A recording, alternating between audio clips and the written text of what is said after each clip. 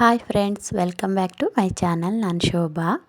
ನಾನಿಲ್ಲೊಂದು ಬೀಟ್ರೂಟ್ನ ತೊಗೊಂಡ್ಬಿಟ್ಟು ತೊಳ್ಕೊಂಡು ಸಿಪ್ಪೆ ಎಲ್ಲ ತೆಗೆದಿಟ್ಕೊಳ್ತಾ ಇದ್ದೀನಿ. ಸಿಪ್ಪೆ ತೆಗೆದುಬಿಟ್ಟು ಇದನ್ನು ತುರ್ಕೊಳ್ಳೋಣ. ನಿಮಗೆ ಯಾವ ಸೈಜಲ್ಲಿ ಬೇಕೋ ಆ ಸೈಜಲ್ಲಿ ತುರ್ಕೊಳ್ಳಿ. ನಾನಿಲ್ಲಿ ಮೀಡಿಯಮ್ ಇದರಲ್ಲಿ ತುರ್ಕೊಳ್ತಾ ಇದ್ದೀನಿ. ಹಾಗೆ ನಿಮಗೆ ಎಷ್ಟು ಬೀಟ್ರೂಟ್ ಬೇಕು ನೋಡಿ ತೊಗೊಳ್ಳಿ.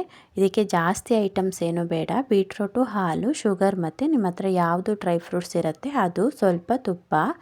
ನಾನಿಲ್ಲಿ ಒಂದು ಪಾನ್ ಬಿಸಿ ಆಗಲಿಕ್ಕೆ ಇಟ್ಬಿಟ್ಟು ಬಿಸಿ ಆದಮೇಲೆ ಅದಕ್ಕೊಂದು 2 ಸ್ಪೂನ್ ಆಗೋಷ್ಟು ತುಪ್ಪನ ಹಾಕಿ ನಾನೇನು ಬಾದಾಮಿ ಮತ್ತು ದ್ರಾಕ್ಷಿನ ಎತ್ತಿಟ್ಕೊಂಡಿದ್ನಲ್ಲ ಅದನ್ನು ಒಂದೊಂದನ್ನೇ ಹಾಕಿ ಕಂದು ಬಣ್ಣ ಬರೋವರೆಗೂ ಮೀಡಿಯಮ್ ಫ್ಲೇಮಲ್ಲಿ ಇಟ್ಕೊಂಡು ನೀಟಾಗಿ ಹುರಿದು ತೆಗೆದಿಟ್ಕೊಳ್ತಾ ಇದ್ದೀನಿ.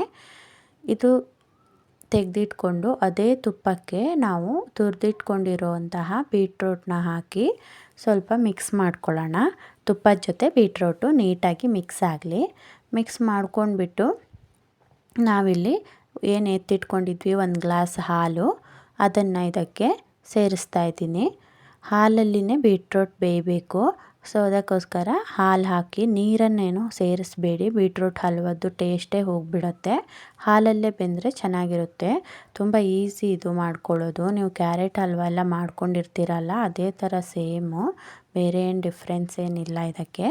ಸೊ ಇದನ್ನು ಹಾಲಿನ ಜೊತೆ ಮಿಕ್ಸ್ ಮಾಡಿಬಿಟ್ಟು ಲಿಡ್ ಕ್ಲೋಸ್ ಮಾಡಿ ಒಂದು 10 ಮಿನಿಟ್ಸ್ ಬೇಯಲಿಕ್ಕೆ ಇಡ್ತಾಯಿದ್ದೀನಿ. ಆಮೇಲೆ ನೋಡಿ ಹಾಲು ಸ್ವಲ್ಪ ಡ್ರೈ ಆಗಿದೆ. ಇವಾಗ ಆಲ್ಮೋಸ್ಟ್ ಒಂದು 50% ಬೆಂದಿದೆ ಅಷ್ಟೇ. ಮತ್ತೊಂದು ಸಲ ಲಿಡ್ ಕ್ಲೋಸ್ ಮಾಡಿ ಇನ್ನೊಂದು 10 ಮಿನಿಟ್ಸ್ ಬೇಯಿಸ್ಕೊಳ್ತಾ ಇದ್ದೀನಿ. ಇದು ಬೆಂದಿದೆ. ಇವಾಗ ನಾನು 1 ಗ್ಲಾಸ್ ಆಗೋಷ್ಟು ಶುಗರ್ನ ಹಾಕ್ತಾಯಿದ್ದೀನಿ. ಅದರಲ್ಲಿ 1 ಸ್ಪೂನ್ ಆಗೋಷ್ಟು ಅಷ್ಟೇ ಉಳಿದಿದೆ ನೋಡಿ.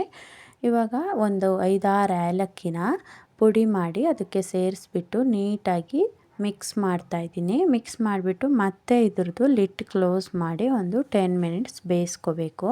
ಶುಗರೆಲ್ಲ ಕರಗಿಬಿಟ್ಟು ನೀಟಾಗಿ ಅದ್ರ ಜೊತೆ ಮಿಕ್ಸ್ ಆಗುತ್ತೆ. ನೋಡಿ ಶುಗರೆಲ್ಲ ಡ್ರೈ ಆಗ್ತಾ ಬಂದಿದೆ. ಇದು ಬೇಗನೆ ಮಾಡ್ಕೊಳ್ಬೋದಾದಂಥ ಒಂದು ಈಸಿ ಸ್ವೀಟ್ ರೆಸಿಪಿ. ಮನೆಗೆ ಯಾರಾದರೂ ಗೆಸ್ಟ್ ಬಂದುಬಿಟ್ರೆ ಬೇಗ ಮಾಡ್ಕೊಳ್ಬೋದು. ನೋಡಿ ನಾನು ಏನು ಎತ್ತಿಟ್ಕೊಂಡಿದ್ನಲ್ಲ ಹುರಿದ್ಬಿಟ್ಟು ಆ ಡ್ರೈ ಫ್ರೂಟ್ಸ್ನ ಇದ್ರ ಜೊತೆ ಸೇರಿಸ್ಬಿಟ್ಟು ಚೆನ್ನಾಗಿ ಮಿಕ್ಸ್ ಮಾಡಿಬಿಟ್ರೆ ನಮ್ಮದು ಬೀಟ್ರೂಟ್ ಹಲ್ವ ರೆಡಿ ಆಗಿಬಿಡುತ್ತೆ. ನೋಡಿ ಎಲ್ಲ ನೀವು ಯಾವ ಡ್ರೈ ಫ್ರೂಟ್ಸ್ ಆದರೂ ಹಾಕ್ಬೋದು. ನಿಮ್ಗೆ ಇನ್ನೂ ಜಾಸ್ತಿ ಬೇಕು ಅಂದರೆ ಜಾಸ್ತಿ ಕೂಡ ಡ್ರೈ ಫ್ರೂಟ್ಸ್ನ ಹಾಕ್ಕೊಳ್ಬೋದು.